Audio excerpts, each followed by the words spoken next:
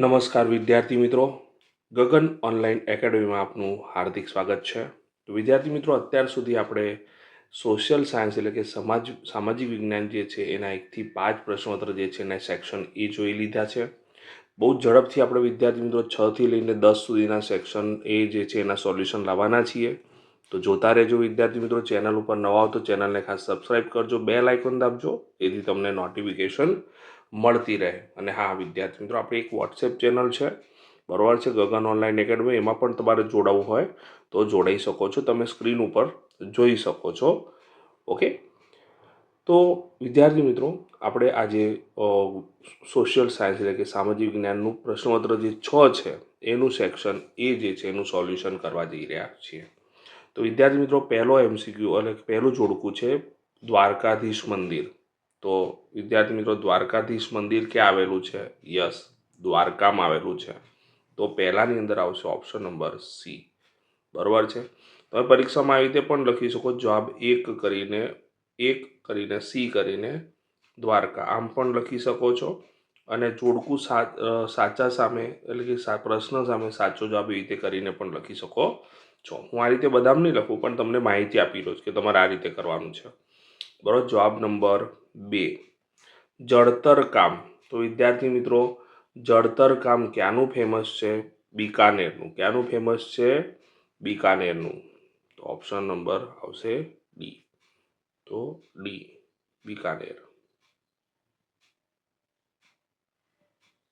ત્યારબાદ જવાબ નંબર 3, વાઘ પરિયોજના. તો વાઘ પરિયોજના ક્યારે આવેલી વિદ્યાર્થી મિત્રો? 1971માં વાઘ પરિયોજના શરૂ કરવામાં આવેલી. 1971માં, બરાબર છે. જવાબ નંબર 4, સીસુ. તો સીસુ એ કોની કાચી ધાતુ છે? ગેલેનાની, બરાબર છે. એટલે કે ટૂંકમાં સીસુ જે છે એની કાચી ધાતુ એટલે કે ખનિજની વાત કરીએ તો કઈ આવશે? ગેલેના. તો આવશે એફ, ગેલેના. ગેલેના એની શું છે? કાચી ધાતુ છે. જવાબ નંબર 5, ખાદ્ય ચક્ર સાથે જોડાયેલું મહત્વનું ઘટક. તે તો ઊંઘમાંથી પૂછે તોય આવડે વિદ્યાર્થી મિત્રો, હ્યુમસ, બરાબર છે. આ તો બેક ટુ બેક ઘણી વખત આ પ્રશ્ન પૂછાઈ ગયો છે, હ્યુમસ. ઓકે, ખ્યાલ આવ્યો વિદ્યાર્થી મિત્રો? આપણે જોડકા આ રીતે જોડવાના નથી, આ તો ફક્ત એ બતાવે આપણે જવાબ આ રીતે લખવાનો પ્રયત્ન કરવાનો છે. નેક્સ્ટ પ્રશ્ન તરફ જઈશું વિદ્યાર્થી મિત્રો. તો વિદ્યાર્થી મિત્રો, પછી છે ખરા ખોટા. વિજયનગરના મહાન સમ્રાટ કૃષ્ણદેવરાય હિન્દી અને સંસ્કૃતના લેખક હતા. તો વિદ્યાર્થી મિત્રો, જવાબ આવશે ખોટું. કેમ ખોટું? કારણ કે આ જે સમ્રાટ જે છે હિન્દી નહીં પરંતુ તેલુગુ, બરાબર, સંસ્કૃત બરાબર છે, પણ તેલુગુ અને સંસ્કૃતના લેખક હતા, બરાબર છે. એટલે વિધાન કેવું થયું? ખોટું થયું, બરાબર છે વિદ્યાર્થી મિત્રો. નેક્સ્ટ પ્રશ્ન તરફ જઈશું. મોહેંજો-દડોનો અર્થ મરેલાનો ટેકરો થાય છે. તો વિદ્યાર્થી મિત્રો, આ તદ્દન શું છે? ખરું છે, બરાબર છે. ઓકે, ખરામાં કોઈ કારણ આપવાની જરૂર નથી. જવાબ આગળ, ભારે વાહનોએ સામાન્ય રીતે રસ્તા પર લેન ટ્રાફિકમાં જમણી બાજુની લેનમાં જ વાહન ચલાવવું જોઈએ. તો વિદ્યાર્થી મિત્રો, આ તદ્દન ખોટું છે, બરાબર છે. ભારે વાહનોએ હંમેશા કઈ બાજુએ ચલાવવું જોઈએ? ડાબી બાજુ જે છે એમાં વાહન ચલાવવું જોઈએ. નેક્સ્ટ, મહિલાઓને માત્ર એક જ કોલથી મદદ મળી રહે તે માટે 108 અભયમ મહિલા હેલ્પલાઇન શરૂ કરવામાં આવી છે. તો વિદ્યાર્થી મિત્રો, આ વિધાન પણ તદ્દન ખોટું છે. તો હેલ્પલાઇન જે છે, અભયમ હેલ્પલાઇન તો બની છે, પણ 108 તો અભયમ નથી, બરાબર છે. એ કઈ છે? 181. એટલે 181 હોત તો વિધાન શું હોત? તદ્દન સાચું હોત, બરાબર છે. નેક્સ્ટ પ્રશ્ન ઉપર જઈએ. ઉલ્ફા આંદોલન ભારતમાં સૌ પ્રથમ 1967માં પશ્ચિમ બંગાળમાં શરૂ થયું હતું, બરાબર છે. તો વિદ્યાર્થી મિત્રો, ઉલ્ફા આંદોલન ભારતમાં સૌપ્રથમ 1967. તો વિદ્યાર્થી મિત્રો, 1967માં ઉલ્ફા આંદોલન નહીં, નક્સલવાદી આંદોલન થયેલા, બરાબર છે વિદ્યાર્થી મિત્રો. તો વિધાન તદ્દન શું છે? ખોટું છે. નક્સલવાદી આંદોલન ભારતમાં 1967માં પશ્ચિમ બંગાળમાં શરૂ થયું હતું. તો વિદ્યાર્થી મિત્રો, નેક્સ્ટ પ્રશ્ન તરફ જઈશું. તો નીચે આપેલી ખાલી જગ્યામાં યોગ્ય વિકલ્પ પસંદ કરીને આપણે ખાલી જગ્યા પૂરવાની છે. તો પહેલો પ્રશ્ન છે વિદ્યાર્થી મિત્રો, રાષ્ટ્રીય સંગ્રહાલય જે છે ખાલી જગ્યા ખાતે આવેલ છે. તો વિદ્યાર્થી મિત્રો રાષ્ટ્રીય સંગ્રહાલય ક્યાં આવેલો છે? નવી દિલ્હી ખાતે આવેલું છે. નવી દિલ્હી ખાતે આવેલ છે. રાઈટ, દિલ્હી પણ ચાલે, દિલ્હી પણ ચાલે. ભારતીય પુરાતત્વ સર્વેક્ષણ ખાતું ખાલી જગ્યા કરતાં પણ વધારે સ્મારકો અને સ્થળોની જાળવણી માટેનું કાર્ય કરે છે. તો અહીંયા આવશે વિદ્યાર્થી મિત્રો 5000 જેટલા. બરાબર છે. 13, ખાલી જગ્યા પછી ઉત્તર ગોળાર્ધમાં તાપમાન વધવા લાગે છે. તો 21 માર્ચ આવશે વિદ્યાર્થી મિત્રો. શું આવશે? 21 માર્ચ. 21 માર્ચ પછી ગરમીનું પ્રમાણ વધવા લાગે છે. નાગાર્જુન સાગર બહુહેતુક યોજના જે છે વિદ્યાર્થી મિત્રો કઈ નદી પર આવેલ છે? કૃષ્ણા નદી પર આવેલ છે. કઈ નદી પર આવેલ છે? કૃષ્ણા નદી પર આવેલ છે.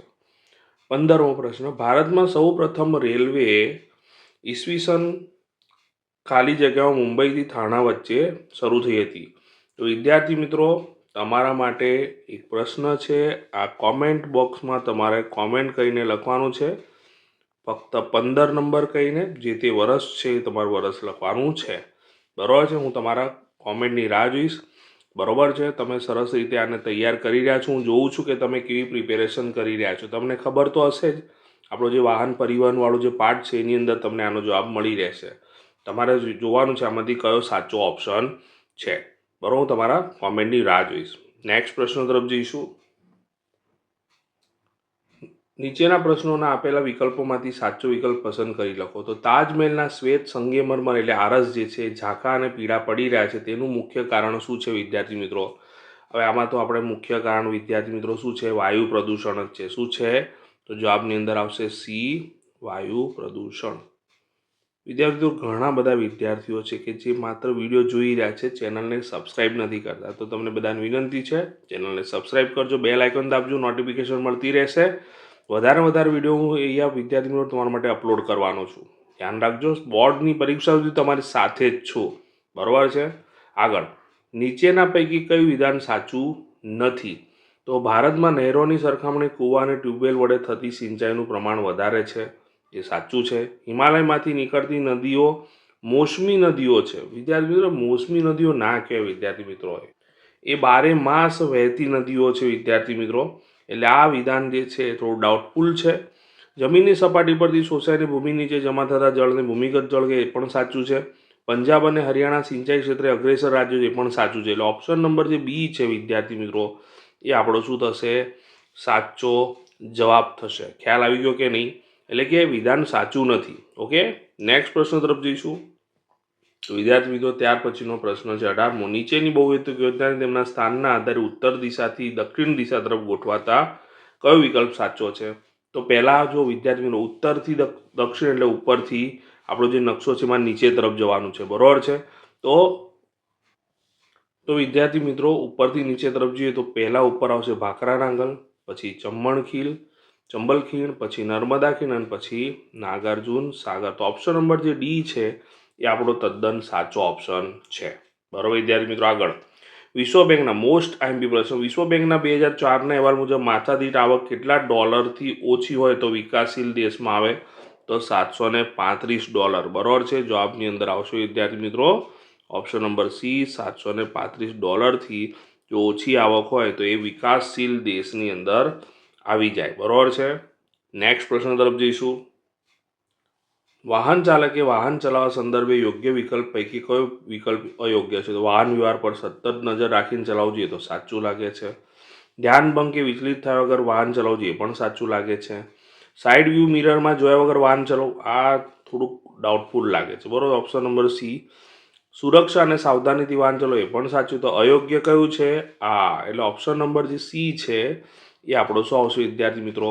જવાબ આવશે. બરાબર છે કે સાઈડ વ્યૂ જે છે, સાઈડ વ્યૂ મિરર જે છે એને જોવું તો એમાં તો જોવું જ જોઈએ ને. એ જોઈશું તો જ ખબર પડશે કે આપણે ઓવરટેક કરવો છે કે નહીં, કોઈને સાઈડ આપવી છે કે નહીં. બરાબર છે. તો જોયા વગર ના ચલાવવું જોઈએ વાહન. એટલે એનો ઉપયોગ કરવો જોઈએ આપણે, કે સાઈડ વ્યૂ મિરર જો જ નહીં કરવાનો. બરાબર છે વિદ્યાર્થી મિત્રો, આગળ વધીએ. નેક્સ્ટ પ્રશ્ન તરફ જઈશું. તો વિદ્યાર્થી મિત્રો 1-2 વાક્યના પ્રશ્નોના જવાબ આપવાના છે. 21મો પ્રશ્ન. વ્યાપાર તુલા હકારાત્મક બને તે માટે ભારત સરકારે કયો પ્રોજેક્ટ શરૂ કર્યો છે?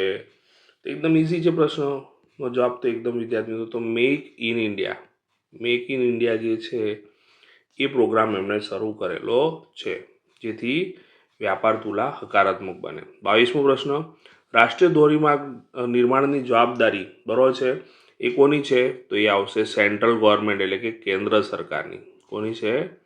કેન્દ્ર સરકારની છે. રાઈટ. 23મો પ્રશ્ન, મિશ્ર અર્થતંત્રની પદ્ધતિને બીજા કયા નામથી ઓળખવામાં આવે છે? મોસ્ટ આઈએમપી ક્વેશ્ચન છે વિદ્યાર્થીઓ, ધ્યાન રાખજો. નિયંત્રિત આર્થિક પદ્ધતિ. આ શું કહેવાય? નિયંત્રિત આર્થિક પદ્ધતિ છે. બરાબર છે વિદ્યાર્થી મિત્રો. જો વિદ્યાર્થી મિત્રો ચેનલ ઉપર ન આવે તો ચેનલને ખાસ સબસ્ક્રાઇબ કરવા વિનંતી છે. બેલ આઇકોન દાબજો જેથી નોટિફિકેશન મળતી રહેશે. આ રીતના તમને બેક ટુ બેક સોલ્યુશન મળતા જ રહેવાના છે વિદ્યાર્થી મિત્રો. હું પરીક્ષા સુધી તમારો સાથ નહીં છોડું. ભારતે કઈ આર્થિક પદ્ધતિ અપનાવી છે? તો ઉપર જવાબ આવી ગયો છે મિશ્ર અર્થતંત્ર. બરાબર છે, મિશ્ર અર્થતંત્ર પ્રકારની આર્થિક પદ્ધતિ અપનાવી છે. તો વિદ્યાર્થી મિત્રો આપણે દર વખતે એક એક્સ્ટ્રા પ્રશ્ન કે જે આપણા માટે બહુ જ અગત્યના હોય એવું તમારા માટે હું લાવતો રહીશ દર વિડીયોમાં. તો એક અગત્યનો પ્રશ્ન છે રજ્જુ માર્ગ. રજ્જુ માર્ગ એટલે રોપવે માર્ગ. બરાબર છે વિદ્યાર્થી મિત્રો. રજ્જુ માર્ગ તમે રોપવે વિશે તો જાણતા હશો. તો ઉત્તર ભારત જે છે વિદ્યાર્થી મિત્રો, તો ઉત્તર ભારતમાં રજ્જુ માર્ગ ક્યાં આવેલા છે? દાર્જિલિંગમાં. ધ્યાન રાખજો, મોસ્ટ એમપી પ્રશ્ન છે, આવા પ્રશ્ન પૂછાઈ શકે. પછી કુલુ મનાલીમાં આવેલ છે, કુલુ મનાલી. પછી ચેરાપુંજીમાં આવેલા છે. હું દર વખતે તમારા માટે કંઈક એક્સ્ટ્રા વિડીયો મૂકતો રહીશ. અને પછી હરિદ્વાર. બરાબર છે, હરિદ્વારમાં પણ આપણને રજ્જુ માર્ગ રોપવે જોવા મળે છે. રોપવે. બરાબર છે, રોપવે એટલે તમે જોઈ શકો છો આપણે અંબાજીમાં છે એ પ્રમાણે. બરાબર છે, ઉત્તર ભારતમાં. પછી દક્ષિણ ભારતની વાત કરીએ તો દક્ષિણ ભારતની અંદર આ ક્યાં આવેલા છે એની વાત કરીએ તો દક્ષિણ ભારતમાં ચેન્નઈમાં આવેલ છે. ક્યાં આવેલ છે? ચેન્નઈમાં. અને પછી એક છે મલાઈ પર્વત. એ મલાઈ પર્વત જે છે ત્યાં પણ આ જોવા મળે છે, મલાઈ પર્વત. Okay, next. અને આપણે ગુજરાતની અંદર તો ગુજરાતમાં તો આપણે જાણીએ જ છીએ વિદ્યાર્થી મિત્રો, અંબાજીમાં તો છે જ. બરાબર છે. તો પાવાગઢમાં પણ છે, ધ્યાન રાખજો. પાવાગઢ. સાપુતારામાં પણ છે, અંબાજીમાં પણ છે, અને ત્યારબાદ જુનાગઢમાં પણ છે. તો હું આ રીતે તમારી સમક્ષ એક એક પ્રશ્ન આવી રીતે કંઈક મોસ્ટ એમપી લાવતો રહીશ. સરસ રીતે આની તૈયારી કરો વિદ્યાર્થી મિત્રો. જબરદસ્ત તૈયારી કરવાની, સારામાં સારા માર્ક્સ લાવવાના છે. ઓકે. અને બોર્ડની પરીક્ષાની ખૂબ ખૂબ શુભેચ્છાઓ પણ છે તમને વિદ્યાર્થી મિત્રો. ઓકે, હું તમારા માટે બેક ટુ બેક આ રીતે સોલ્યુશન લાવતો જ રહીશ. તમે મહેનત કરો, બસ હું તમારી પડખે ઊભો જ છું. ત્યાં સુધી બધાને બાય બાય.